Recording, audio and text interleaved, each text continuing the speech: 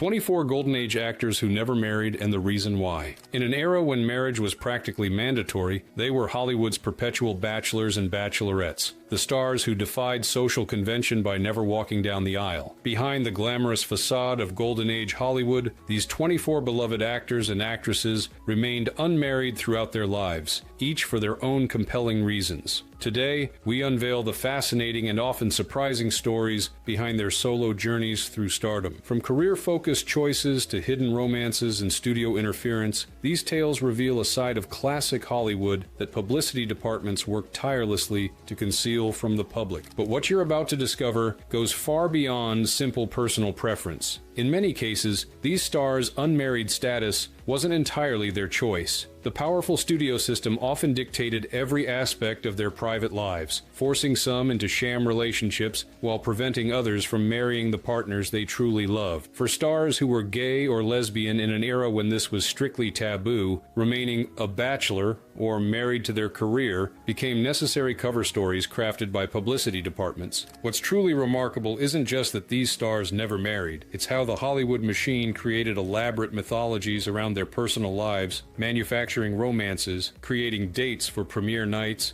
and spinning narratives that audiences eagerly consumed as truth. The real stories, which we'll explore today, offer a fascinating glimpse into both the restrictive social codes of the era and the extraordinary measures taken to protect valuable studio investments. Let's begin our journey with perhaps the most iconic perpetual bachelor of them all, a man whose charm and sophistication on screen was matched only by the mysteries of his private life. 1. Cary Grant. The epitome of debonair charm and sophisticated wit, Cary Grant set the standard for leading men across 3 decades of Hollywood's golden age. Despite his status as America's most eligible bachelor and his on-screen chemistry with legendary actresses from Katharine Hepburn to Grace Kelly, Grant never found a lasting marriage, though he did make 5 attempts. Born Archibald Leach in Bristol, England, Grant's reluctance to fully commit to marriage stemmed from complex psychological roots. At age 9, he experienced profound childhood trauma when his father told him his mother had gone on vacation, only to later reveal she had been committed to a mental institution. Grant wouldn't discover his mother was still alive until he was 31, by which time the pattern of emotional detachment was firmly established. This early experience created in Grant a deep-seated fear of abandonment and difficulty with complete emotional intimacy. His marriages to Virginia Cherrill, Barbara Hutton, Betsy Drake, Diane Cannon, and Barbara Harris all ended in divorce except his final union with Harris, which endured until his passing in 1986. Beyond his psychological barriers to lasting marriage, rumors about Grant's sexuality have persisted for decades. His close relationship and cohabitation with actor Randolph Scott in the 1930s fueled speculation that the two were more than friends. While never confirmed during his lifetime, many film historians now believe Grant was likely bisexual, making his bachelor status partially a protective measure in an era when homosexuality could end a career instantly. Studio publicity departments worked diligently to maintain Grant's image as the perpetual playboy, a narrative that suited both the star's box office appeal and provided cover for his complicated personal reality. They arranged dates with starlets for premieres and carefully managed his public persona as the charming bachelor too sophisticated to be tied down. Grant himself once remarked, "I've never been able to figure out what it is women want. What do they see in me? I'm rather ordinary to look at. I don't dance. I can't sing. I'm not good at small talk." This self-deprecation masked a deeper truth, that the man who embodied romantic perfection on screen struggled profoundly with intimacy off-screen, making his bachelor status as much a personal necessity as a professional convenience. 2. Katharine Hepburn. Fiercely independent and unapologetically unconventional, Katharine Hepburn defined her own rules in both her career and personal life. Despite a brief early marriage to businessman Ludlow Ogden Smith, which ended in 1934, Hepburn spent the majority of her 96 years unmarried by choice, famously declaring, "If you want to sacrifice the admiration of many men for the criticism of one, go ahead, get married." Hepburn's most significant relationship was her 26-year romance with Spencer Tracy, who remained married to his estranged wife Louise throughout their relationship. The arrangement suited Hepburn's independent spirit. She maintained her own home and career autonomy while sharing a deep connection with Tracy that never required legal formalization. Beyond practicality, Hepburn's aversion to remarriage reflected her progressive progressive feminist values. In an era when marriage typically meant a woman subordinating her ambitions to her husband's, Hepburn refused to compromise her career or independence. "I don't believe in marriage," she once said. "It's bloody impractical. It's a lovely thing to be with someone, but I don't think it has anything to do with signing papers." MGM's publicity department carefully managed the public narrative around Hepburn and Tracy, presenting them as close friends and colleagues while suppressing any hint of romance. This arrangement served multiple purposes: protecting Tracy's Catholic family man image, respecting his wife's dignity, and maintaining Hepburn's carefully cultivated persona as the independent career woman. Hepburn's unmarried status also allowed her to explore other relationships that defied convention. Biographers have documented her romantic connections with women, including a significant relationship with sports champion Laura Harding. In an era when homosexuality and bisexuality were strictly taboo, remaining unmarried gave Hepburn the freedom to live authentically in private while maintaining her public image. Perhaps most importantly, Hepburn's choice reflected her core values about self-sufficiency. "I never realized until lately that women were supposed to be inferior," she famously remarked. By remaining unmarried,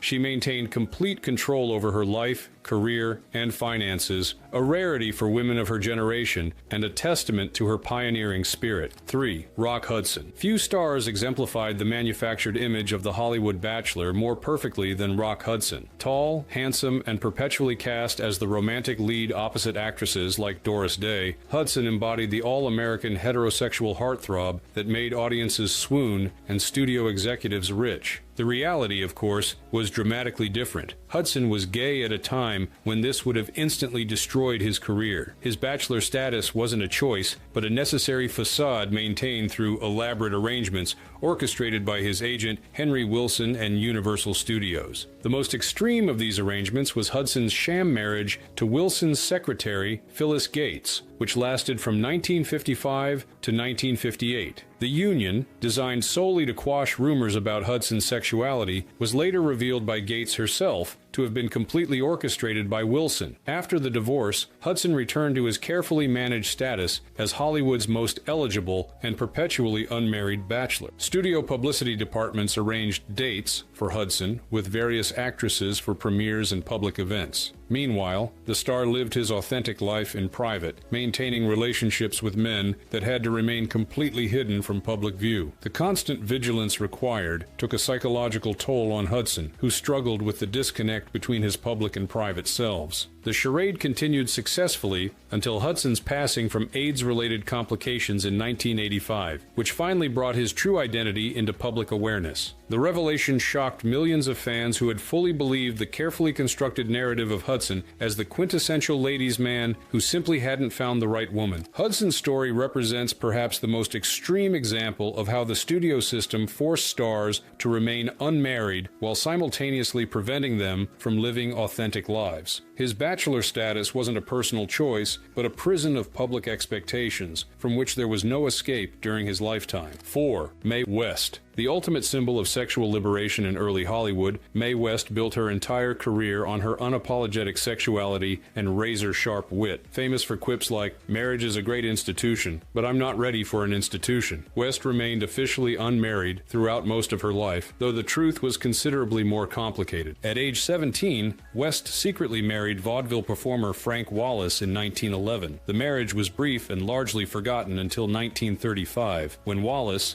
seeing West's Hollywood success, filed for legal recognition. West initially denied the marriage had occurred before reluctantly acknowledging it and obtaining a divorce in 1942. This early experience with matrimony seemed to sour West on the institution. For the remainder of her life, she preferred a series of relationships with younger men, including her longtime companion, Paul Novak, who was 30 years her junior, and remained with her until her passing in 1980. West's unmarried status aligned perfectly with her bold, independent public persona. In an era when sexual freedom for women was strictly taboo, West made a career of pushing boundaries with suggestive dialogue and uninhibited characters. Marriage would have undermined her image as the free-spirited seductress who famously invited men to "come up and see me sometime." Paramount Studios, while often battling censors over West's provocative films, recognized that her unmarried status was integral to her box office appeal. Her independence was not merely tolerated, but actively promoted as part of her brand, making her one of the few female stars whose value wasn't diminished by remaining single. West herself was philosophical about her choice, once remarking, "I believe in censorship. I made a fortune out of it." The same could be said for her strategic approach to marriage. By remaining officially single, she maintained both her mystique and her autonomy in an industry that routinely controlled every aspect of its stars' lives. 5. Clifton Webb. Sophisticated, acerbic, and impeccably mannered, Clifton Webb carved out a unique niche in Hollywood as the quintessential cultured snob in films like Laura and The Razor's Edge. Unlike many of his contemporaries, Webb never pretended to be anything other than what he was, a refined bachelor devoted to his art and his mother. Webb's most significant relationship was indeed with his mother, Mabel. The two lived together from his birth until her passing in 1960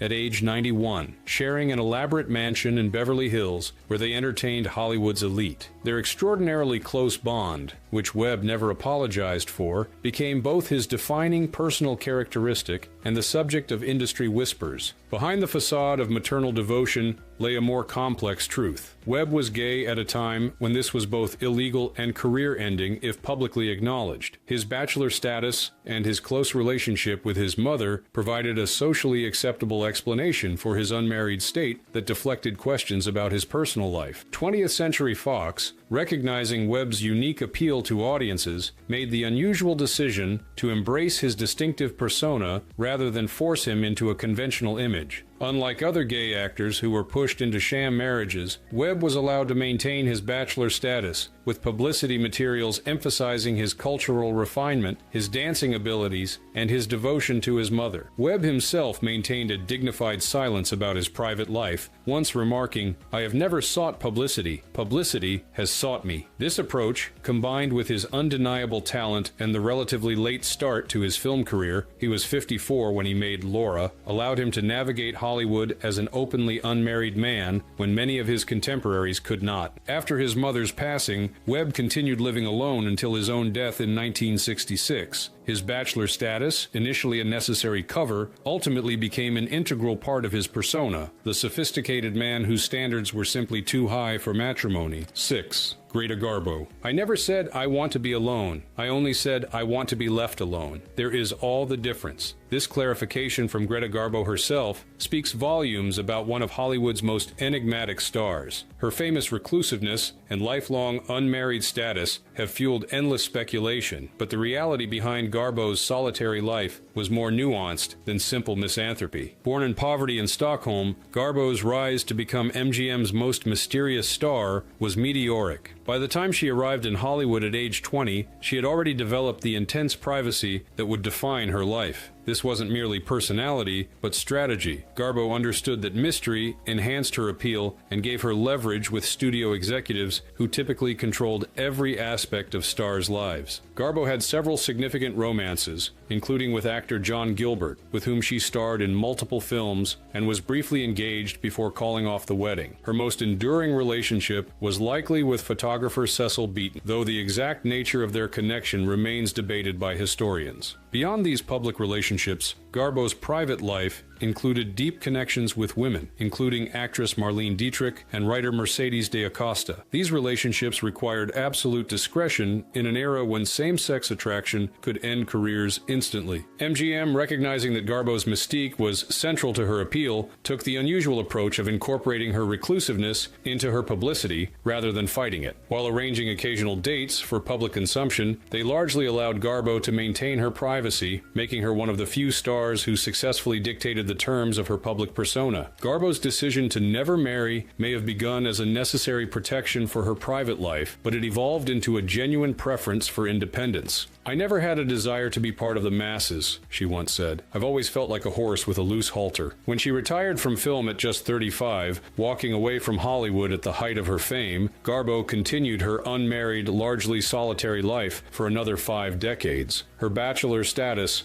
initially perhaps a professional necessity, ultimately reflected her authentic desire for a life unencumbered by the expectations that marriage would have imposed in her era. 7. Randolph Scott. With his chiseled features and commanding presence, Randolph Scott defined the Western hero for a generation of moviegoers. Across a 60-year career and more than 100 films, Scott cultivated an image of the stoic, self-sufficient cowboy that resonated deeply with American audiences. While Scott was technically married twice, briefly to heiress Marion DuPont and later to Patricia Stillman, with whom he adopted 2 children, his most significant relationship was almost certainly his long-term companionship with Cary Grant. From 1932 to 1944, the 2 actors shared a beach house in Malibu that the Hollywood press nicknamed Bachelor Hall. Their living arrangement generated considerable gossip within the industry, but was presented to the public as simply 2 frugal bachelors sharing expenses. Studio publicity departments worked overtime to craft heterosexual narratives around both men, arranging dates with starlets and emphasizing Scott's rugged masculinity. After their living arrangement ended, Scott maintained the appearance of a conventional family man through his marriage to Stillman, while continuing to embody the lone cowboy on screen. This duality, the self-sufficient screen hero and the carefully managed private life, allowed Scott to navigate Hollywood during an era of strict moral codes. Unlike some contemporaries who were forced into sham marriages, Scott appears to have genuinely cared for Stillman, with whom he remained until his passing in 1987. Their relationship existed alongside rather than erasing his earlier connection with Grant, highlighting the complex reality behind the simplified narratives presented to the public. Scott's career benefited from his bachelor image, particularly in westerns, where the lone hero unencumbered by family ties was a central archetype. Paramount and later Warner Brothers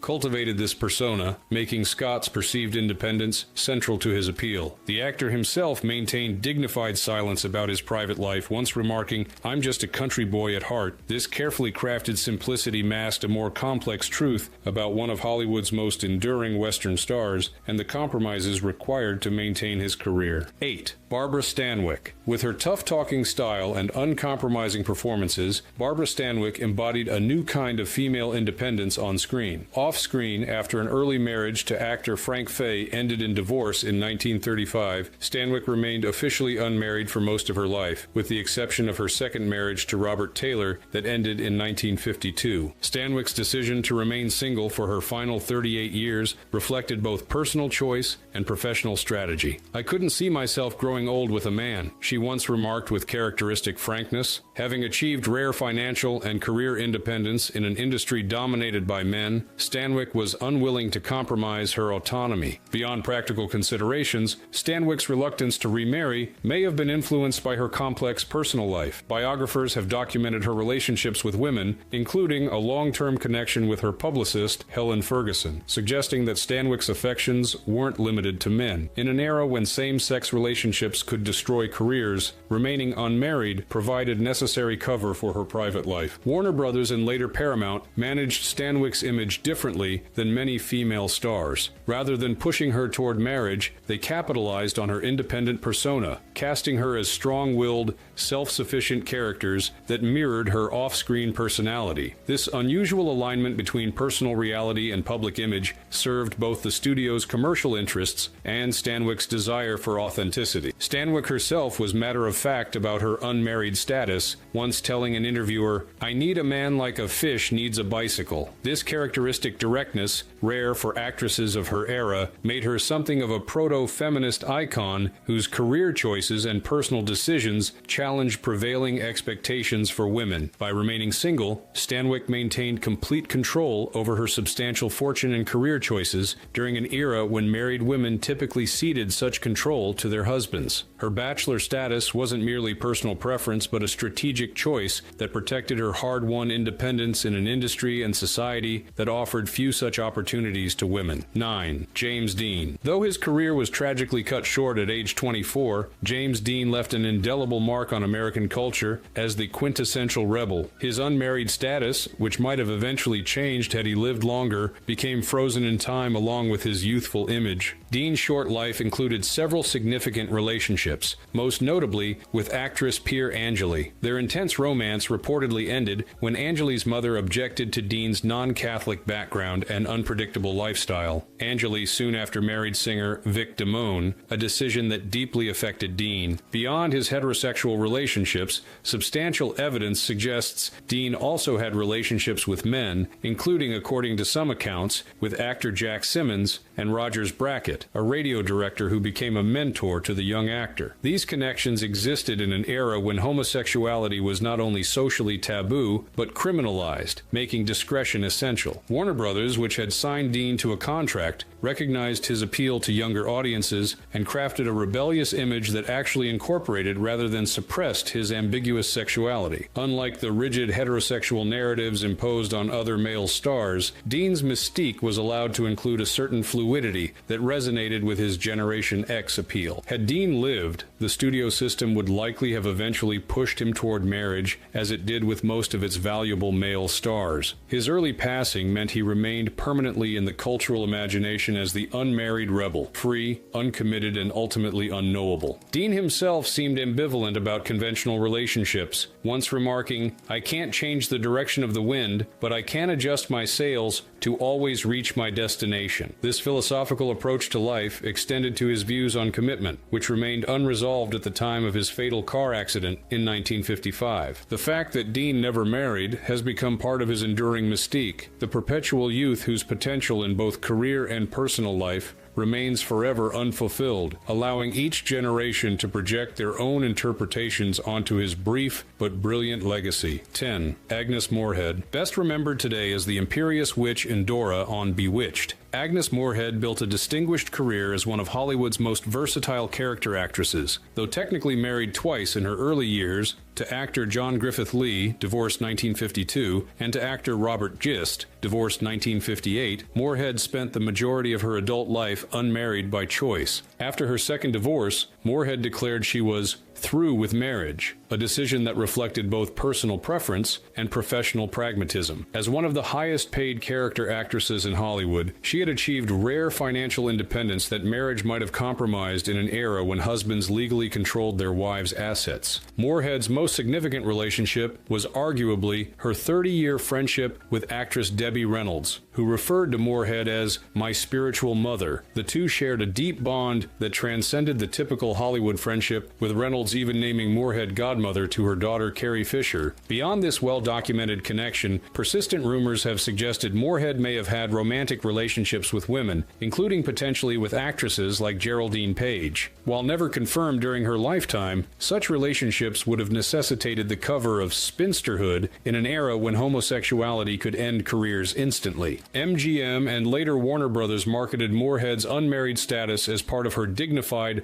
somewhat formidable persona. Unlike younger actresses who were pushed toward marriage to maintain their appeal, Moorehead was allowed to embrace her single status as congruent with the strong, independent characters she typically portrayed. Moorehead herself maintained a dignified privacy about her personal life, once remarking, "I've been described as difficult, temperamental, and other adjectives. Perhaps I've earned them. I'm an individuality, and that's the way I'm going to stay." This insistence on self-definition extended to her decision to remain unmarried, a choice that allowed her to live on her own terms in an industry that rarely permitted such autonomy, especially to women. 11. Vincent Price. With his distinctive voice and flair for the macabre, Vincent Price became synonymous with horror films during Hollywood's golden age. Though Price was married 3 times, to Edith Barrett, Mary Grant, and actress Coral Brown, his complex personal life and carefully managed public image have led many to question whether these marriages reflected his authentic self. Price's sophisticated, cultured persona set him apart in Hollywood from the beginning. An art historian and gourmet cook, as well as an actor, Price brought an intellectual depth to his roles that attracted a devoted following. This refined image also provided cover for aspects of his personal life that diverged from the heterosexual norm expected of male stars. While never publicly acknowledged during his lifetime, Price's bisexuality has been discussed by biographers and confirmed by his daughter Victoria after his passing. His third marriage to actress Coral Brown, herself reportedly bisexual, has been described as a companionate relationship based on mutual respect and shared interests rather than conventional romance.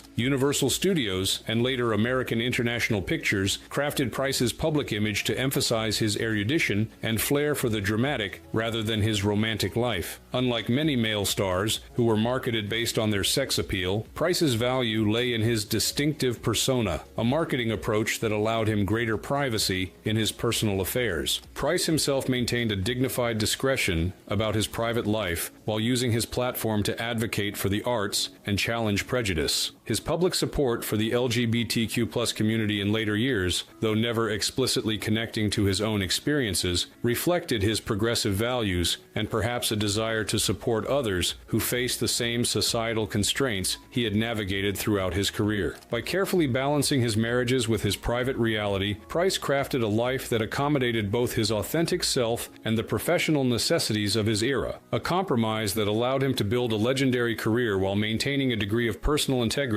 rare in Hollywood's golden age. 12. Marjorie Main. Beloved for her portrayal of Ma Kettle in a series of popular comedies, Marjorie Main embodied the no-nonsense, down-to-earth matriarch for a generation of moviegoers. Though Main was briefly married to Dr. Stanley Lefevre Krebs from 1921 until his death in 1935, she spent the majority of her life unmarried and devoted to her career. Main's path to Hollywood success came later than most. She was already in her 40s when she began making films regularly. This mature entrance into stardom meant she bypassed the typical studio pressure for young actresses to marry for publicity purposes. Instead, Universal Studios marketed her based on her distinctive personality and comic talents, rather than romantic appeal. The most significant relationship in Main's life appears to have been her long-term professional and personal partnership with actress Spring Byington. The two women shared a home for many years, maintaining what friends described as a devoted companionship that sustained both throughout their Hollywood careers. While never acknowledged publicly during their lifetimes, the nature of Main and Byington's relationship has been the subject of historical reassessment. In an era when same-sex relationships between women were sometimes tolerated if sufficiently discreet, unlike relationships between men, which faced severe legal consequences, their living arrangement provided a socially acceptable framework for their connection. Main's unmarried status after her husband's death aligned perfectly with her screen persona as the independent,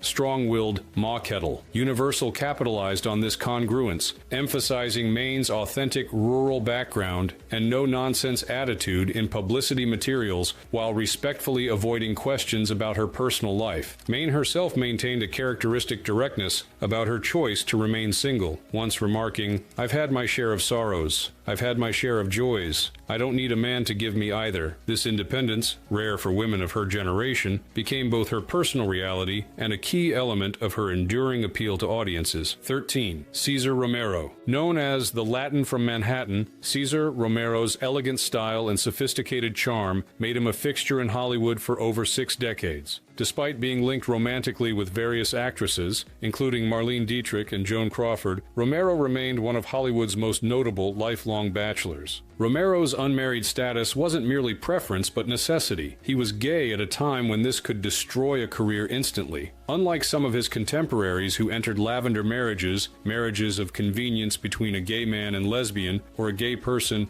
and a heterosexual person who understood the arrangement, Romero chose to remain single while carefully managing his public image. 20th Century Fox, which held Romero under contract for much of his career, crafted a persona for him as the charming, perpetual playboy too sophisticated to be tied down. Studio publicity arranged dates with actresses for public events, while tacitly allowing Romero to live authentically in private, as long as he maintained absolute discretion. Romero's most famous role as the Joker in the 1960s Batman television series came late in his career, introducing him to a new generation of fans. By this time, his bachelor status had become so established that it rarely generated comment, a testament to how successfully he had navigated Hollywood's complex expectations. Later in life, Romero became somewhat more open about his sexuality among friends, though he never discussed it publicly. Actor Burt Ward, who played Robin in Batman, later recalled Romero as a wonderful guy and principal who maintained his dignity throughout his career despite the constraints placed on his personal expression. Romero himself addressed his unmarried status with characteristic elegance, once saying, "Marriage is terrific, but it's not for me. I love being an uncle, but I've never wanted to be a father." This carefully crafted explanation provided socially acceptable cover for his personal reality, while allowing him to live with a degree of authenticity rare for gay men of his generation in Hollywood. 14. Dolores Del Rio. With her extraordinary beauty and regal bearing, Mexican actress Dolores Del Rio became one of the first Latin American stars to achieve major success in Hollywood. Though married twice early in her career to Mexican aristocrat Jaime Martinez Del Rio and production designer Cedric Gibbons, Del Rio spent the majority of her life unmarried by choice after her second divorce in 1941. Del Rio's decision to remain single for her final 4 decades reflected both personal preference and professional strategy. Having achieved rare independence as a foreign-born actress in Hollywood, she was unwilling to compromise her autonomy through marriage. "I have always preferred the company of men to marriage," she once remarked with characteristic frankness. Her most significant relationship was her decade-long romance with director Orson Welles, who called her the most exciting woman I've ever known. Despite their deep connection, Del Rio rejected Welles's marriage proposals, preferring to maintain her independence while supporting his creative endeavors. When Del Rio returned to Mexico in the 1940s, becoming a foundational figure in the golden age of Mexican cinema, she entered into a long-term relationship with American theatrical producer Lewis Riley that lasted until her passing in 1983. Though deeply committed, the couple never married, a choice that reflected Del Rio's lifelong insistence on defining relationships on her own terms. Studio publicity during her Hollywood years emphasized Del Rio's exotic beauty and sophisticated image, rather than pressuring her toward conventional domesticity, as was common with American actresses. This relative freedom likely stemmed from her status as a foreign star, subject to somewhat different expectations than her American counterparts. Del Rio herself was philosophical about her unmarried status in later life, once saying, "I wish to die with my own face, not a face molded by the demands of others." This insistence on authenticity extended to her personal relationships, which she conducted according to her own values rather than societal expectations, a remarkable achievement for a woman of her generation. 15. Monty Woolley. With his trademark beard and acerbic wit, Monty Woolley created an indelible screen persona as the cantankerous intellectual, most memorably in The Man Who Came to Dinner. Off-screen, Woolley remained one of Hollywood's most unabashedly unmarried men, never even attempting the pretense of romantic interest in women. Unlike many actors of his era, Woolley came to Hollywood relatively late in life, having established himself first as a Yale professor and theatrical director. This late entry, combined with his distinctive persona as the cultured curmudgeon, gave him unusual latitude in his personal life compared to conventional leading men. Woolley's most significant relationship was his long-term friendship with Cole Porter, which began during their undergraduate days at Yale. The exact nature of their connection has been debated by historians, but their lifelong bond transcended typical friendship, with Woolley serving as a trusted confidant to the composer throughout his career. 20th Century Fox, recognizing Woolley's unique appeal, took the unusual approach of incorporating his bachelor status into his public persona, rather than attempting to create a heterosexual narrative around him. His sophisticated, somewhat misanthropic image actually benefited from his unmarried status, which aligned perfectly with the characters he typically portrayed. Woolley himself was remarkably forthright about his disinterest in marriage, once quipping, "Marriage is like a cage. One sees the birds outside desperate to get in, and those inside equally desperate to get out." This characteristic wit diffused potential questions while allowing him to maintain his dignity in an era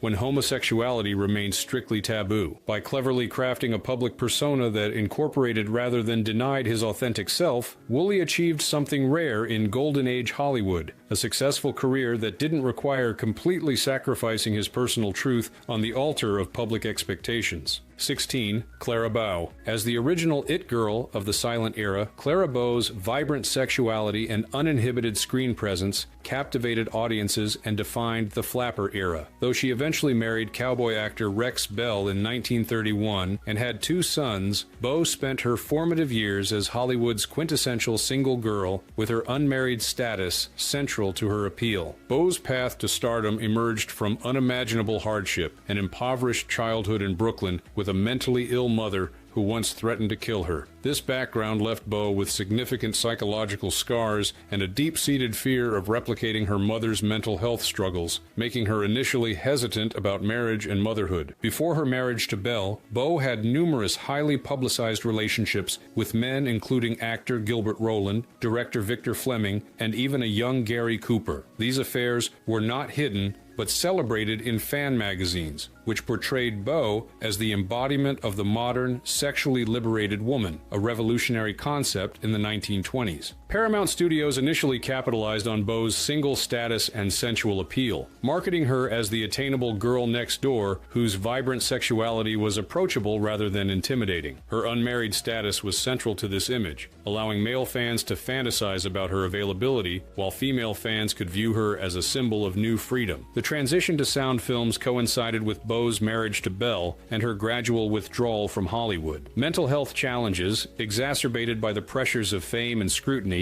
led her to retreat to a Nevada ranch, where she lived in increasing seclusion until her passing in 1965. Bow's early unmarried years remain her most culturally significant, the period when she embodied a new vision of female sexuality that challenged Victorian constraints. As she herself once said, "I'm a curiosity in Hollywood. I'm a big freak because I'm myself." This authenticity, rare for actresses of any era, made her brief reign as Hollywood's unmarried it girl an important milestone in the evolution of women's representation on screen. 17. Montgomery Clift. With his sensitive performances and haunting vulnerability, Montgomery Clift brought a new kind of masculine presence to Hollywood, introspective, complex, and profoundly different from the traditional leading men who had dominated the screen. Throughout his tragically short life, Clift remained unmarried, with his bachelor status generating both studio anxiety and public fascination. Clift's decision to remain single wasn't merely preference but necessity. He was gay at a time when this could instantly destroy his career. Unlike some contemporaries who entered marriages of convenience, Clift refused this compromise, preferring to maintain his privacy while living authentically in his personal life. His most significant relationships included a long-term connection with choreographer Jerome Robbins and a close bond with Elizabeth Taylor, who became his protector and confidant after she witnessed his devastating car accident in 1956. These relationships existed under a veil of secrecy maintained by both Clift's natural reserve and the protective efforts of friends and colleagues. Paramount and later MGM approached Clift's unmarried status with trepidation, arranging occasional dates with actresses for publicity purposes, while tacitly acknowledging that the sensitive, intellectual image that made him appealing to audiences also made the lack of a conventional romantic life somewhat less suspicious than it might have been for more traditionally masculine stars. The severe facial injuries Clift suffered in his 1956 car accident, followed by increasing dependence on alcohol and pain medication, created additional challenges. His deteriorating appearance and health provided a convenient alternative explanation for his unmarried status, that he was simply too troubled and fragile for conventional relationships. Clift himself maintained dignified silence about his private life, once saying, "The only line I know of that's worse than a conversation with one person trying to talk through a movie is two people trying to talk through a movie." This characteristic deflection through wit allowed him to maintain boundaries around his personal truth while navigating the treacherous waters of fame. His passing at just 45 from a heart attack, likely accelerated by years of substance abuse, left his story perpetually unfinished. Clift remains frozen in cultural memory as the beautiful, tormented bachelor, his unmarried status now recognized by historians as just one facet of a complex life constrained by the prejudices of his era. 18. Nancy Kulp. Best remembered as the love-starved banker's assistant, Miss Jane Hathaway, on The Beverly Hillbillies, Nancy Kulp built a successful career playing spinsters, wallflowers, and educated women too focused on their careers for romance. Her unmarried status on screen mirrored her personal reality, though the full truth was more complex than audiences of her era could have known. Kulp's path to acting was unconventional. She served as a lieutenant in the Navy during World War II and worked as a journalist before being discovered by director George Cukor, who encouraged her to pursue acting. This late start and her distinctive unconventional appearance positioned her for character roles rather than romantic leads from the beginning. Though briefly married to Charles Dacus from 1951 to 1961, Kulp spent the majority of her adult life unmarried. After her divorce, she never remarried or publicly dated, focusing instead on her career and later political aspirations, including an unsuccessful run for Congress in 1984. The most significant relationships in Culp's life appear to have been her friendships with women, including reportedly with actress Dina Merrill. While Culp never publicly identified as lesbian during her lifetime, she came out in an interview shortly before her passing in 1991, saying, "I'd appreciate it if you'd let people know I'm a lesbian. I haven't ever declared that before." CBS and the producers of The Beverly Hillbillies capitalized on Culp's unmarried status by incorporating it into her character. Miss Jane's unrequited crush on Jethro provided a running gag that both humanized her somewhat severe character and reinforced the impression that her spinsterhood was simply due to bad luck rather than personal preference. Culp herself maintained dignified privacy about her personal life throughout her career, focusing interviews on her work and intellectual interests rather than romantic matters. When questioned about her unmarried status, she typically deflected with characteristic wit, once remarking, "I'm not married, but not because I'm trying to make a statement. It's just that nobody's asked me lately." By carefully navigating Hollywood's expectations while maintaining her personal integrity, Culp built a successful career that allowed her to live authentically, if not openly,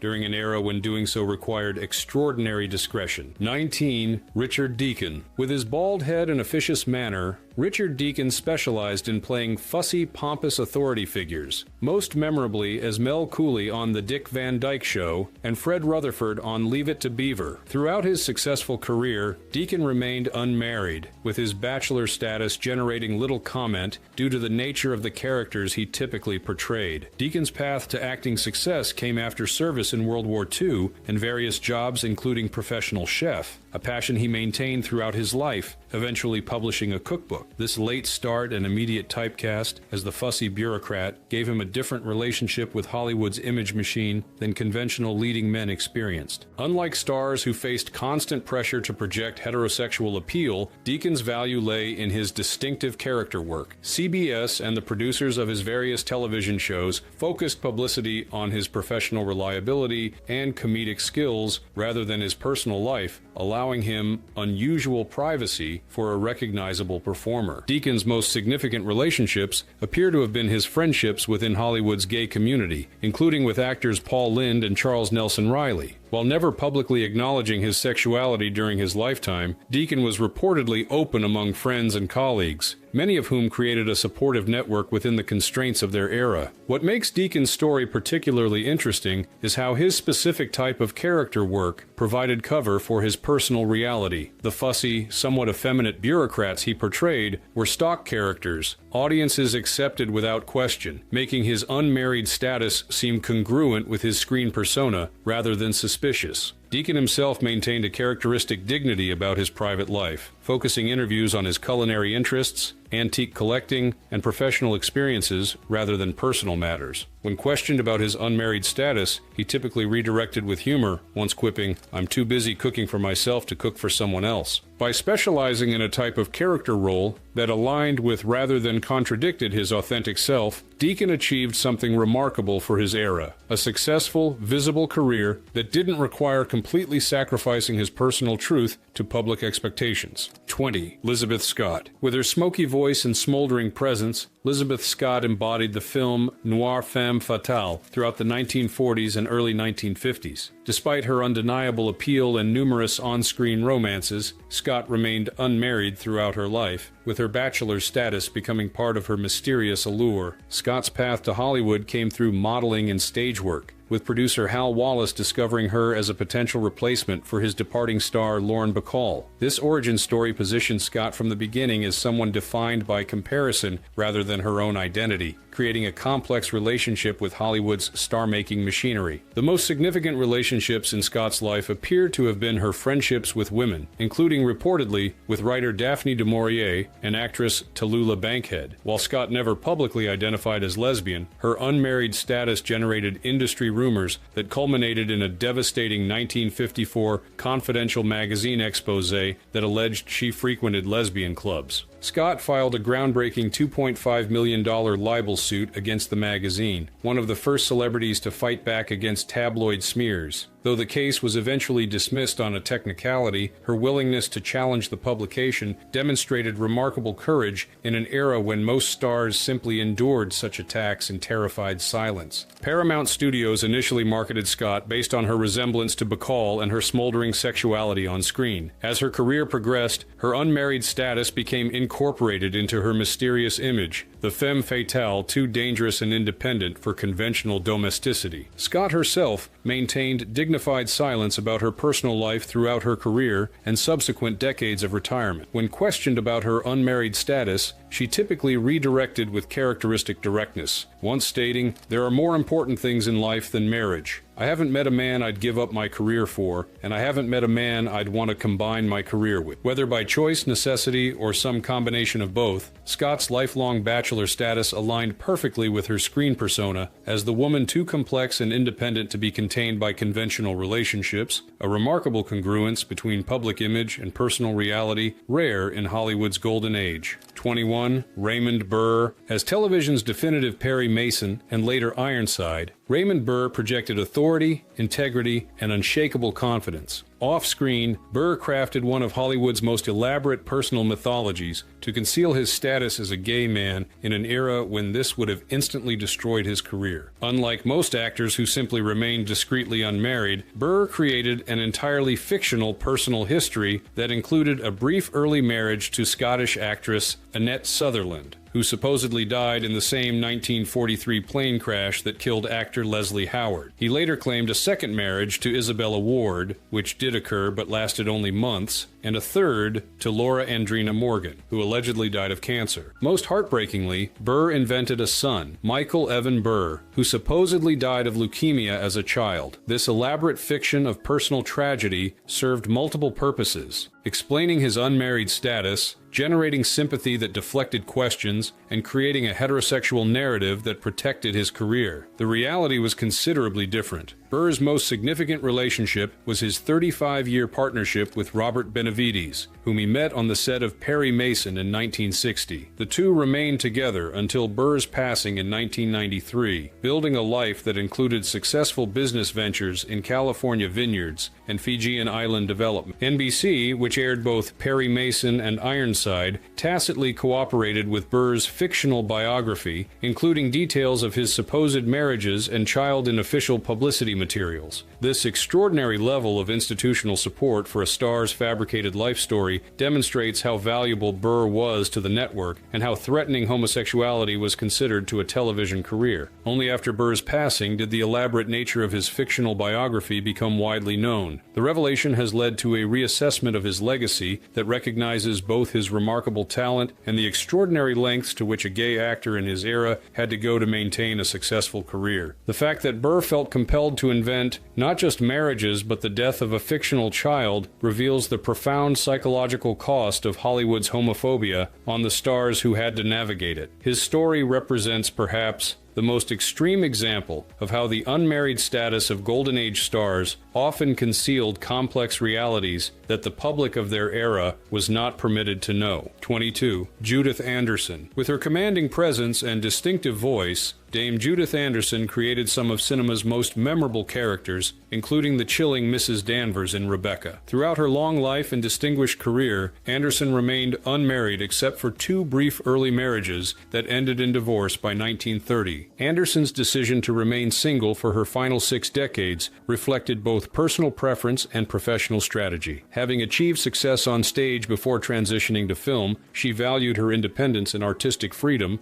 above conventional domesticity. "My career has been my love, my constant companion," she once remarked. "It has demanded everything, but it has given me everything in return." The most significant relationships in Anderson's life appear to have been her deep friendships with women in the theater world, including reportedly with actress Alla Nazimova. While Anderson never publicly identified her sexuality, her unmarried status and close female bonds have led some historians to suggest she may have been lesbian or bisexual. RKO and later MGM approached Anderson's unmarried status differently differently than they did with younger actresses. Rather than pushing her toward marriage, they capitalized on her dignified independence, casting her in roles that benefited from the gravitas of a woman unburdened by conventional femininity. Anderson herself was forthright about her unmarried status, once saying, "I've been married twice. Once was too often." This characteristic directness, combined with the respect she commanded for her artistry, allowed her to maintain her privacy while avoiding the pressure to conform that many younger actresses faced. By specializing in roles like Mrs. Danvers, characters defined by their psychological complexity rather than romantic appeal, Anderson created a career that actually benefited from her unmarried status rather than being limited by it. Her bachelor life became part of her artistic authority, allowing her to bring uncompromising authenticity to some of cinema's most psychologically complex women. 23. Paul Lynde. With his distinctive center-square wit on Hollywood squares and memorable character roles in films like Bye Bye Birdie, Paul Lynde brought a unique comic sensibility to Hollywood. Throughout his career, Lynde remained unmarried, with his bachelor status both defining his public persona and concealing his private reality. Unlike many gay actors of his era